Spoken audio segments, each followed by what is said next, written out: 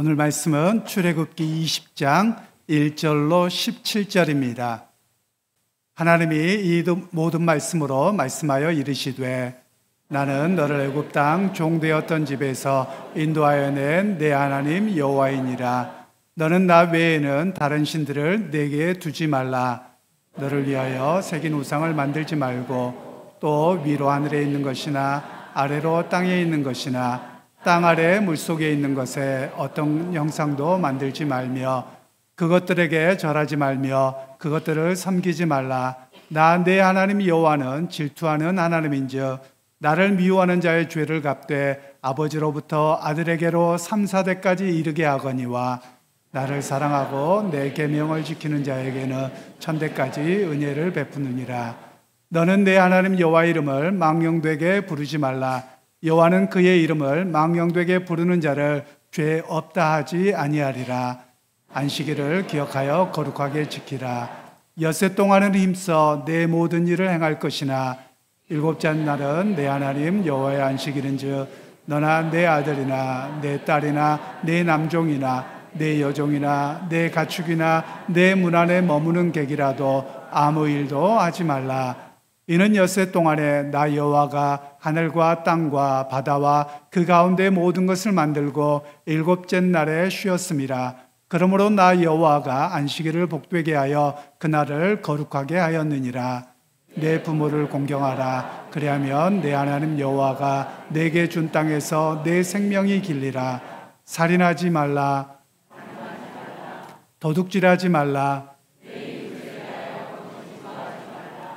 내 이웃의 집을 탐내지 말라. 내 이웃의 아내나 그의 남종이나 그의 여종이나 그의 소나 그의 나귀나 물은 내 이웃의 소유를 탐내지 말라. 아멘. 오늘은 기온이 좀 떨어진 듯합니다. 지난주가 무척이나 무더웠었는데요. 이 무더위가 이제는 가시고 제법 아침 기온은 좀 이렇게 선선해진 것 같습니다. 지난 주간에 보니까 그러더군요. 밤에는 이렇게 매미 소리가 들리더라고요. 그 전에 너무 무더워서 매미도 안 나오더니 이제 매미 소리도 들리고요. 또 새벽기도 나오려고 이렇게 하다 보면 귀뚜라미 소리가 들리더라고요. 이제 가을이 가까이 오지 않나 이런 생각을 해봅니다. 여러분 이 무더위 속에 여러분들 건강 잘 지키실 수 있기를 바랍니다. 또한 여러분 무더위가 아직 남아있긴 하지만 여러분 고생 많으시는데 이 무더위에서 건강 상하지 않도록 계속 건강관리를 잘 하시기를 바랍니다. 우리가 말씀을 듣기 전에 우리가 인사를 합니다. 인사를 하는 이유를 좀 알고 인사를 했으면 좋겠다는 생각이 들었습니다. 그냥 안부를 묻고 그냥 얼굴을 보고 이런 의미로 인사를 하는 것은 아닙니다. 예수님께서 마태복음 5장 23절 24절 말씀에 이런 말씀을 하셨습니다. 예물을 제단에 드리려다가 거기서 내 형제에게 원망 들을 만한 일이 있거든 일이 있는 것이 생각나거든 예물을 제단 앞에 두고 먼저 가서 형제와 화목하고 그 후에 와서 예물을 드리라. 주님은 이런 말씀을 하셨거든요.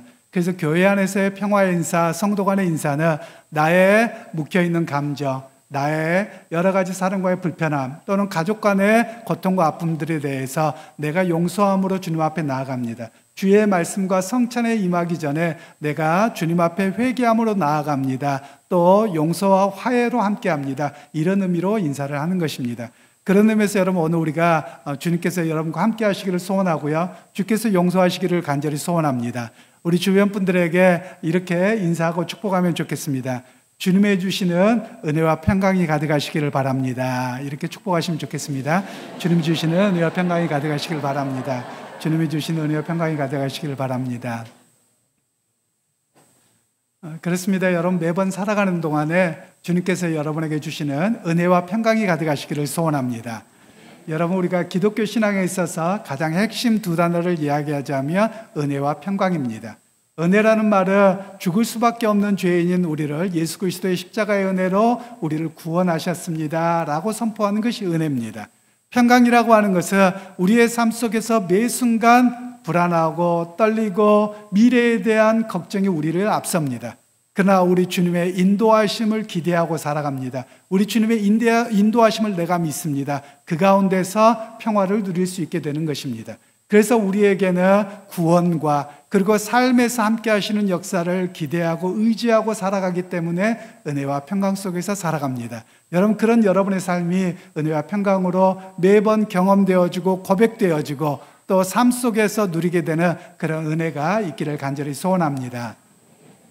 이제 우리 주일학교 학생들에게 말씀을 전하도록 하겠는데요. 오늘 성경에는 십계명에 대한 이야기예요. 우리 친구들 하면 계명 그러면 무슨 말인지 모르겠어요 이렇게 생각할 수 있는데요. 원래 계명이라는 말은 절대적으로 지켜야 할 명령이라는 뜻이에요. 그러니까 하나님께서 우리에게 10개의 명령을 주셨는데 그 명령을 따라서 사는 게 뭐냐? 바로 믿음의 사람의 모습이다라는 것을 우리에게 말씀하고 있는 내용이죠. 그러면 먼저 하나님께서 이 10개의 계명을 주신 이유가 있어요. 그 이유가 뭐냐면 나는 하나님의 백성입니다 라는 그 정체성, 즉 그것을 알고 살라고 말씀하고 있는 것이죠. 우리 친구들에게 요즘에는 학교에 중고등학교를 가면 교복을 입죠. 교복을 왜 입나요? 교복을 입는 이유는 나는 어느 학교 학생입니다 라는 것을 알리고 또 스스로도 그것을 잘 깨닫도록 하도록 인식하도록 하기 위해서 교복을 입는 거예요. 그것처럼 하나님께서 우리에게 십계명을 주신 것은 바로 내가 누구인가? 나는 하나님의 백성입니다.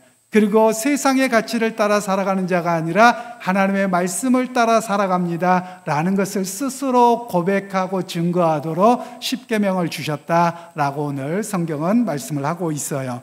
그러면서 오늘 성경은 뭐라고 이야기를 하냐면 십계명을 지키면서 나는 누구인가? 예수님 안에서 예수님을 통해서 하나님을 믿고 사는 사람입니다. 이 믿음을 잃어버리지 아니하도록 말씀하고 있는 것이 바로 십계명이라고 말씀하고 있지요.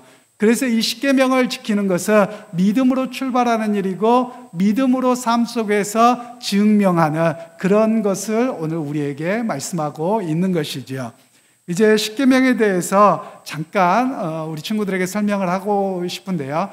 첫 번째에서 네 번째까지의 계명은 하나님과 우리의 관계에 대한 이야기예요. 우리에게 우상을 섬기지 말고 다른 것에 빠지지 말고 오직 우리에게 신은 하나님밖에 없습니다. 나는 그 하나님만을 예배하고 살겠습니다 라는 고백이 첫 번째에서 네 번째에 주어진 계명이고요. 그리고 다섯 번째 계명은 안식일을 기억하여 거룩히 지키라 라고 말씀을 하죠. 안식일은 토요일인데요. 오늘날 우리는 안식일을 지키지 않고 주일을 지키죠. 우리말로는 이렇게 일요일이 되어버렸는데요. 유럽에 가시면 유럽에는 보통 도밍고라는 말을 많이 쓰죠. 그리고 또 그리스어에서는 끼리야끼라고 해서 그날을 뭐라고 이야기하냐면 주님의 날이라고 부릅니다. 실제로 요일이 그렇게 되어져 있어요. 그런데 미국의 영향으로 인해서 태양의 날 이렇게 됐지만 원래 이 의미는 좀 다른 의미를 가지고 있어요. 우리 인생의 진정한 태양이 누구시냐? 예수님이시라는 고백이에요. 그래서 일요일이란 말은 진정한 태양이신 주님을 기억하고 예배하는 날, 그래서 일요일이라고 부르기도 하지요. 그러나 우리는 보통 교회 다니면 일반적으로 일요일이라고 부르기보다는 주님의 날이라는 의미로 주일이라고 부르지요. 그래서 믿음의 사람들이 해야 될 일은 이 주일에 교회로 모여서 함께 예배하고 하나님을 찬양하고 그리고 믿음의 사람들이 함께 교제하는 그 날을 지키도록 하나님께서는 우리에게 명령하셨다는 것을 기억할 필요가 있는 것이지요. 그리고 이제 6계명에서 10계명까지는 하나님을 믿고 의지하고 살아가면 그걸로 끝나는 게 아니라는 거예요. 삶 속에서 그것을 증명하라는 거예요. 어떻게 증명하느냐? 살인하지 말고 거짓말하지 말고 남의 것 탐내지 말고 그리고 성착취나 성추행하지 말고 이렇게 살아가는 게 뭐냐? 내가 믿음의 사람으로 삶 속에서 나를 증명하고 사는 것이다 라고 주님께서는 말씀하고 계시는 거예요. 그래서 오늘 우리 친구들이 기억했으면 좋겠어요. 하나님께서는 왜 이렇게 6번째에서 10계명까지를 이야기하냐면 나만 소중한 존재가 아니라 옆에 있는 사람도 하나님의 형상으로 지어졌다는 거예요. 그러니까 하나님을 내가 믿는 사람이기에 하나님의 형상으로 만들어진 모든 사람을 귀하고 존중하고 배려하고 살아가야 되는 것이 믿음의 사람의 모습입니다 라는 것을 우리에게 이야기하고 있는 내용이지요. 이제 우리 친구들이 조금 있다가 설교 끝나고 나면 분막 공부를 하게 될 텐데요. 우리 선생님들과 십계명에 대해서 조금 더 자세하게 들을 수 있고 또 선생님들이 설명을 잘 해주셨으면 하는 바람입니다. 그런데 오늘 십계명은 먼저 우리가 하나님의 백성이기에 이 말씀 따라 살아가야 됩니다. 절대적인 명령이어서 내가 믿음을 고백하면서 살아갑니다. 이런 고백이 우리 친구들에게 있기를 주님의 이름으로 축원합니다. 이제 오늘 어른들에게 말씀을 전하겠는데요. 오늘 첫 번째로 우리에게 말씀하고 있는 것은 나는 누구인가에 대한 정체성을 먼저 바르게 세우도록 하십니다. 1절과 2절 말씀을 다시 한번 합독하도록 하겠습니다. 하나님이 이 모든 말씀으로 말씀하여 이르시되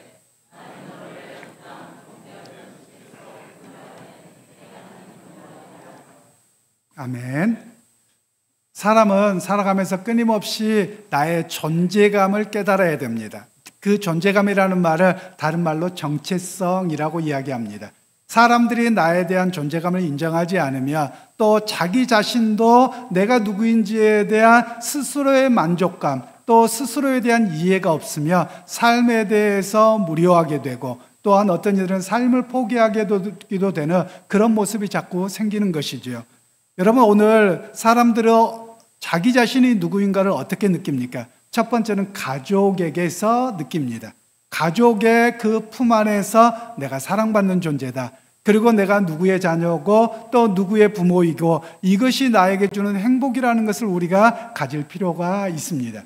그리고 더 나아가서 성경은 한 가지를 이야기합니다. 하나님께서 말씀하실 때 이스라엘 백성들을 향해서 그냥 너희 집단은 나의 백성이요 이렇게 말씀하지 않으셨어요. 나는 너의 하나님이다 이렇게 너라고 딱 지칭해서 말씀을 하세요. 이 말은 굉장히 중요합니다. 여러분, 보통 우리가 이야기할 때 여러분 그러면 꼭 나보고 이야기하는 거 아니라고도 생각할 수 있어요. 그런데 하나님께서 꼭 너라고 지적하면서 나와 너와의 관계라는 겁니다. 즉 하나님과 우리와, 즉 나 자신과의 1:1 관계로, 인격적인 관계로, 가까운 친밀함의 관계로 너희를 내가 불렀다라고 말씀하고 계시는 겁니다. 그래서 사람은 가장 중요한 정체성을 언제 느끼느냐면 가족의 친밀감, 친구와의 친밀감, 그리고 그보다 더 중요한 하나님과의 친밀감 속에서 내가 누구인지를 깨닫게 된다는 사실을 오늘 성경에서는 말씀하고 있습니다. 저는 우리 한국 사회를 보면서 조금 안타까울 때가 있습니다. 다 그렇지는 않을 건데요. 좀 일반적인 모습이 그런 것 같아요. 우리 한국 사회에서는 많은 사람들이 자기의 존재감을 어떻게 느끼느냐 하면 경제적인 것으로 또는 자기의 어떤 위치로 자기의 존재감을 느끼는 것 같아요. 그래서 어떤 경우에 보면 어떤 이렇게 어르신들을 보면 은퇴한 이후에 자기 존재감을 상실해서 내가 누구인지를 잃어버리고 있고 과연 어떻게 해야 될지 몰라서 굉장히 힘들어하는 분들을 종종 보게 됩니다. 여러분, 그러나 우리가 가족이 나와 함께 있다면 그냥 부모라는 그 사실만으로도 인정받아야 되거든요. 제가 지난 주간에 시사 프로그램을 보았는데요. 좀 마음이 많이 아팠습니다. 제목은 제가 잘 기억하지 못하겠는데요. 시사 프로그램에 어떤 내용이 나오냐면 일자리에 내몰리는 사람들에 대한 이야기가 나오는 거예요. 그래서 무슨 내용인가 하고 보았더니 우리가 주 52시간 그리고 주 5일제가 일해야 된다라고 법이 된 게 벌써 8년이 됐답니다. 그런데 여전히 많은 사람들, 많은 청년들은 직업이 2개 또는 3개, 많게는 6개까지 있더라고요. 야, 돈 많이 벌어서 좋겠다가 아니에요. 먹고 살기 위해서, 가족을 꾸리기 위해서 이렇게 내몰려서 살아가고 있는 사람들에 대한 이야기를 하는 거예요. 그러면서 많은 젊은이들이 그 일에 지쳐서 자살하는 거예요. 왜 그래야 되지? 라면서 내용을 보았습니다. 분명히 가족들이 그런 이야기를 하는 거예요. 일이 너무 무겁고 힘들면 괜찮아, 그만둬도 돼, 그 직장 안 다녀도 돼 라고 이야기를 하는데 멈추지를 못하는 거예요. 그래서 그 일에 눌려서 어찌할 바 몰라서 내가 일에서 해방될 수 있는 것은 뭐밖에 없다? 자살밖에 없다. 그렇게 하고 자살을 해버리는 거예요. 의외로 많다라는 겁니다. 여러분, 이것은 가족이 안전망이 되어주지 못하다라는 거예요. 가족이 있으면 가족이 있다는 그 지탱함 하나만으로라도 내가 살아갈 힘이 있고 용기가 주어져야 되거든요. 여러분, 그들이 예수를 믿는지 안 믿는지는 모릅니다. 예수 믿는 이들도 의외로 많다라는 거예요. 여러분, 이건 굉장한 심각한 이야기입니다. 여러분은 과연 여러분의 정체성을 어디서 찾으시냐는 말씀이에요. 오늘 성경에서는 주님께서 말씀하세요. 나는 너희 하나님이라는 거예요. 너의 하나님이라는 거예요. 그러면 여러분, 이 의미는 무엇이냐면 네가 어떤 길을 가든 어떤 삶의 걸음을 가더라도 나는 너를 지지하고 너와 함께 하겠다는 하나님의 약속이에요. 여러분, 오늘 우리가 거기에서 정체감을 찾아야만 합니다.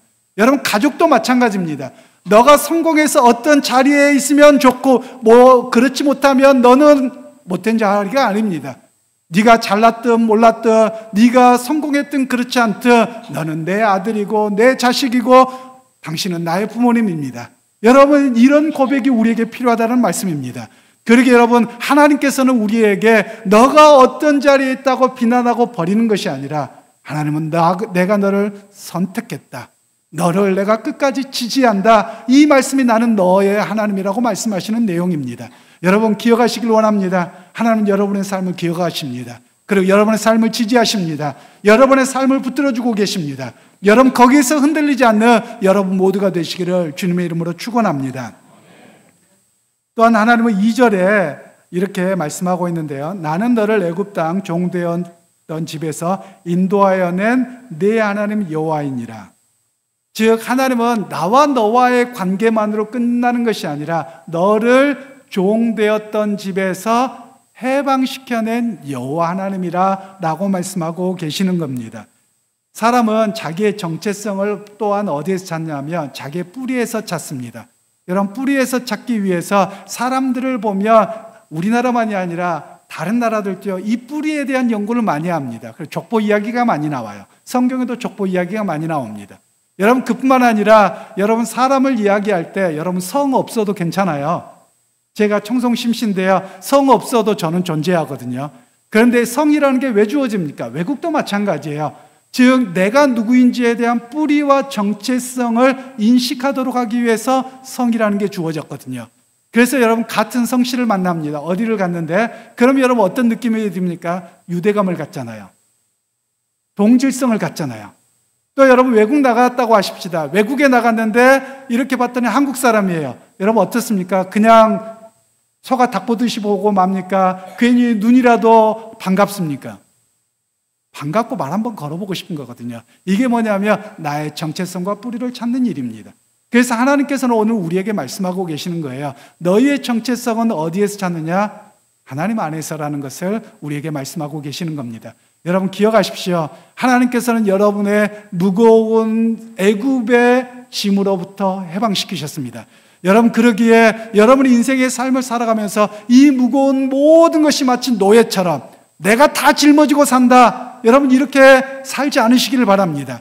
비록 삶의 무게가 있더라도 이것으로부터 나를 해방시키시고 감당케 하시는 하나님의 역사를 바라보는 그런 믿음의 성도들이 다 되시기를 주님의 이름으로 축원합니다. 우리는 세상에 속한 사람이 아닙니다. 하나님께 속한 사람입니다. 그리고 하나님 나를 지지하는 사람입니다. 여러분, 그걸 잊지 않고 살아가는 여러분 모두가 되시기를 소원합니다. 이제 두 번째로 정체성을 바르게 세웠다면 그 정체성을 확인하는 것을 어떻게 할 것이냐, 그 내용이 십계명입니다. 3절로 7절 말씀을 다시 한번 합독하도록 하겠습니다. 너는 나 외에는 다른 신들을 내게 두지 말라. 너를 위하여 새긴 우상을 만들지 말고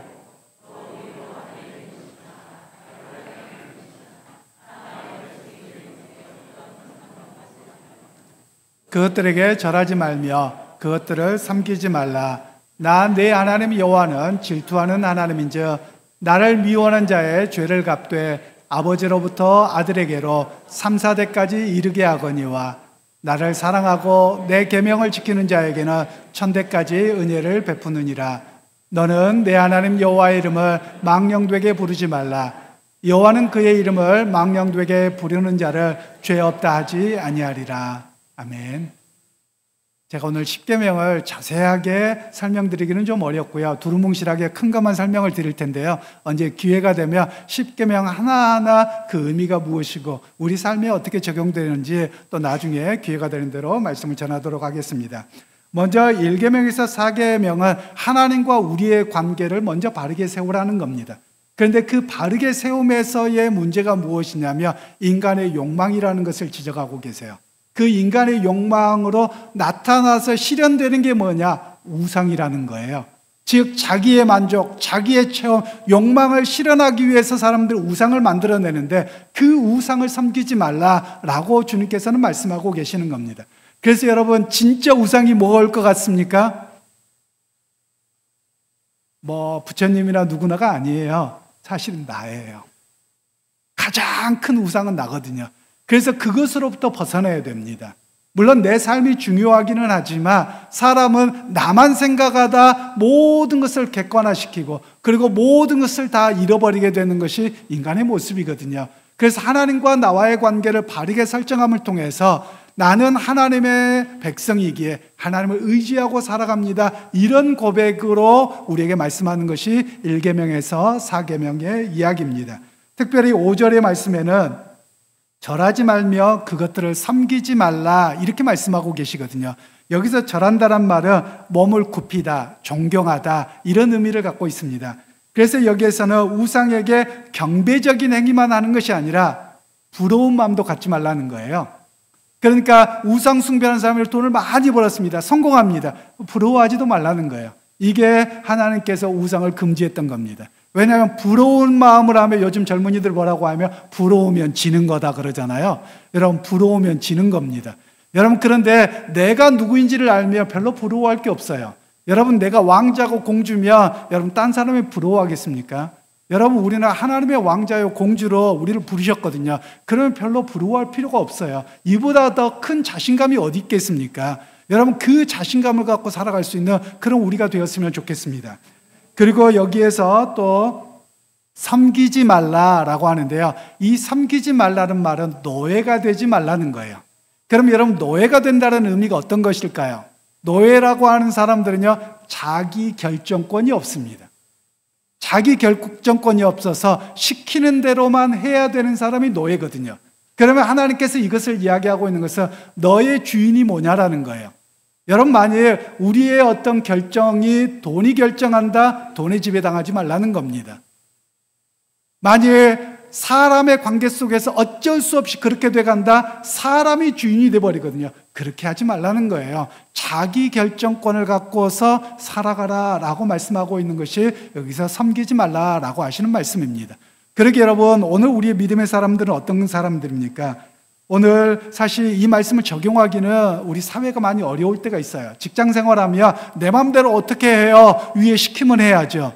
그렇죠. 그러나 이런 구체적인 삶에 들어갔을 때는 부당한 것에 대해서는 자기 결정권을 가지고 아니요 할 수 있어야 된다는 거예요. 물론 그렇게 하면 나에게 손해가 오지요. 나에게 차별이 올 수 있습니다. 그럼에도 불구하고 내가 이것을 믿고 바르게 했다면 비록 차별과 좀 손해를 당하도 그건 그거라고 살아갈 수 있다는 말씀이에요. 그래서 오늘 믿음의 사람들이 어떻게 하느냐, 즉 세상의 재물과 권력과 어떤 것들이 나를 지배하지 아니하도록, 나의 삶을 마음대로 조종하도록 하지 않도록 해라. 이게 우상숭배라고 하는 이야기입니다. 앞에 잠깐 말씀드렸습니다만 일에 내몰린 사람들도 보면 그의 삶을 누가 조종합니까? 제가 보면서 너무 안타까웠던 게 뭐냐면, 힘들면 그만두면 돼요. 그런데 그걸 그만 못 두고 일에 끌려가면서 결국 삶을 마감한다. 여러분, 아니 되는 겁니다. 여러분, 힘들면 그만두셔야 됩니다. 여러분, 정말 내 인생을 옥죄어오고 나를 죽을 것 같은 자리에 내몬다면 여러분, 그것은 하나님이 주시는 자리가 아닙니다. 그러게 여러분, 자기 결정권을 가지고서 새로운 삶의 길을 인도하실 것을 내가 바라봅니다 라고 살아가는 사람이 바로 그리스도인이어야 함을 이 본문에서는 이야기를 하고 있는 것입니다. 그리고 하나님께서 자신의 이름을 망령되이 일컫지 말라라고 말씀하는데요, 망령되다라는 말은 낭비하다, 무질서하다 또는 소모하다 이런 뜻을 이야기하거든요. 그러니까 하나님의 이름을 쓸데없이 아무데나 갖다 붙이지 말라는 거예요. 자기 유리한 대로 하나님의 이름을 쓰지 말라는 거예요. 하나님께서 이런 사람을 죄 없다고 하지 않겠다, 죄를 삼겠다 이렇게 말씀하고 계시는 것이죠. 즉 자신의 경제적인 이익이나 권력을 위해서 하나님의 이름을 함부로 사용하지 말라, 이런 이야기가 담겨져 있습니다. 그런 의미에서 믿음의 형제 자매 여러분 세상의 노예가 되지 않기를 바랍니다. 여러분이 돈의 노예가 되지 않기를 바랍니다. 사람과의 관계가 노예가 되지 않기를 소원합니다. 자기 믿음의 결정권을 갖고 또 자기 삶의 주도권을 가지고 살아가는 그런 믿음의 사람들이 다 되시기를 주님의 이름으로 축원합니다. 이제 세 번째로 하나님과의 관계를 세우고 나면 사람과의 관계도 먼저 바르게 세우도록 이야기를 합니다. 이것은 이제 5계명부터 6계명까지인데요. 너무 길어서 읽기는 그렇고요. 간단하게 설명을 드리면 이렇습니다. 하나님께서 안식일을 이야기하는데 다른 것들은 살인하지 말라, 도둑질하지 말라 간단하게 말씀하세요. 그런데 오늘 본문에 안식일을 이야기하는데 먼저 무엇을 이야기하냐면 6일 동안은 열심히 일하라는 거예요. 열심히 일하고 7일째는 안식하라는 거예요. 그리고 또 그 안에 내용이 무엇이 담겨져 있느냐면 너만 일하지 말고 일을 쉬는 게 아니라 너의 집안에 거하는 종이나 손님이나 누구에게도 일시키지 말라는 거예요. 여러분, 이 말씀은 어떤 이야기냐면요, 나의 쉼의 보장만이 아니라 다른 사람에 대한 쉼의 보장까지를 해야 된다는 이야기가 이 안식일의 개념입니다. 그래서 여러분, 사람은 어떤 모습이냐면 왜 하나님께서 이 안식일 개념을 주셨는지를 잘 기억해야만 합니다. 여러분, 사람은 눈앞에 보이는 일이 보이고 돈이 되는 게 보이고 욕심이 채워질 걸 보이잖아요. 그럼 쉬지 않는 게 인간의 모습이거든요. 그래서 하나님께서는 거기 잠시 쉬라는 거예요. 쉬면서 무엇을 생각하라는 겁니까? 하나님께서 세상을 만드시고 쉬셨다는 거예요. 그 쉼 자체가 뭐냐? 하나님이 복 주셨다는 말씀이에요.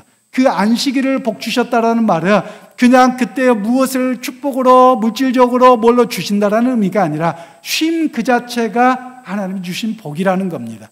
그래서 여러분, 쉴 줄도 알아야 돼요. 쉼이 바로 평안이라는 사실을 우리에게 깨닫도록 하는 내용이 이 안식일이라고 하는 개념입니다. 물론 이 안식일이 우리에게는 주일로 바뀌어져서 세상의 일을 잠시 쉬고 주님 안에서 예배하고 또 믿음의 공동체의 삶을 나누는 그런 삶의 이야기로 또 믿음의 이야기로 우리에게 주어지는 것을 볼 수 있습니다. 그리고 이제 6계명에서 10계명은 사람과의 관계에 대한 이야기입니다. 그런데 앞에 주일학교 학생들에게도 말씀드렸던 것처럼 하나님의 형상으로 지음받은 사람이기에 사람과 그의 재산과 모든 것들에 대해서 존중하라고 하는 말씀이에요. 그런데 이것을 어떤 의미로 주님께서는 말씀하고 계시냐면 네가 주님을 믿느냐? 그러면 그것을 삶에서 증명하라는 말씀이에요. 즉 다른 사람과의 관계 속에서 거짓말하지 아니하고 그리고 간음하지 아니하고 거짓 증거하지 아니하고 남의 것을 빼앗으려고 탐내지 않음을 통해서 너가 하나님의 백성이라는 것을 증명하라는 거예요. 그래서 믿음이라고 하는 것은 무엇이냐면 교회당에서 주님을 고백하고 주님을 찬양함으로 시작됩니다. 마침이 아니에요. 그리고 그 믿음을 따라서 삶의 자리에서 다른 사람과의 관계 속에서 그 믿음을 증명해내라 라고 하는 것이 6계명에서 10계명까지의 말씀이라고 하는 것입니다. 부모를 존중하고 다른 사람을 배려하고 살아가는 것, 그리고 다른 사람의 생명과 다른 사람의 가진 것을 인정하고 배려하고 살아가는 것, 그것이 무엇이냐? 내가 주님을 믿기에 삶 속에서 그렇게 나타냅니다 라는 것을 우리에게 말씀하고 계시는 겁니다. 그렇게 믿음의 형제자매 여러분, 우리가 기억하실 필요가 있습니다. 여러분, 세상에 살아가지만 세상에 속한 사람이 되어서는 아니 됩니다. 여러분, 우리의 소속은 하늘에 속한 사람입니다. 그래서 제가 자주 말씀드린 것처럼 여러분, 이 땅에 살아가는 우리는 어떤 사람입니까? 순례자의 삶을 살아가는 겁니다. 하나님의 주인 되심을 인정하고 하나님의 이끄시고 도와주시는 것을 기대하고 살아가는 사람이 순례된 백성이라고 말씀하고 있는 것입니다. 그런 의미에서 여러분, 오늘 우리가 하나님의 백성이라는 분명한 자기 정체성을 갖고 우리의 삶의 자리에서 그 믿음을 고백하면서 믿음으로 삶을 증명할 수 있는, 그 믿음을 삶으로 증명할 수 있는 자리에서는 그런 여러분 모두가 되기를 소원합니다. 사람은요, 누구든지 자기의 존재감을 드러내고 싶어 합니다. 그것을 자기 정체성이라고도 말하고요, 자기 만족감이라고도 합니다. 오늘 그리스도인은 여러분, 자기 만족감, 자기 정체성을 어디에서 찾겠습니까? 세상의 물질을 많이 가진 사람들, 내가 조금 더 가졌다고, 아니요, 그거 돈 많은 사람하고 비교해 보면요, 아무것도 아니에요. 그러면 우리는 어디에서 찾을 수 있겠습니까? 나는 하나님의 아들이고 나는 하나님의 딸입니다. 여러분, 이거 말고 뭐가 있겠습니까? 이보다 더 큰 나의 만족감, 자기 정체성이 어디 있겠습니까? 그래서 이것을 가리켜서 저는 신앙의 자기 정체성이라고 표현합니다. 여러분, 신앙의 자기 정체성을 분명히 붙드실 수 있기를 소원합니다. 세상의 어떤 것으로 나를 드러내는 것이 아니라 나는 하나님의 거룩한 백성입니다. 하나님의 아들이고 딸입니다. 내가 하나님 앞에 거룩한 믿음으로 살아갑니다. 오늘도 그 주님의 인도하시고 도우시는 손길을 의지하고 살아가는 하나님의 백성입니다. 여러분, 이 신앙의 자기 정체성에서 흔들리지 않고 믿음의 걸음 속에서 승리하는 여러분 모두가 되시기를 주님의 이름으로 축원합니다.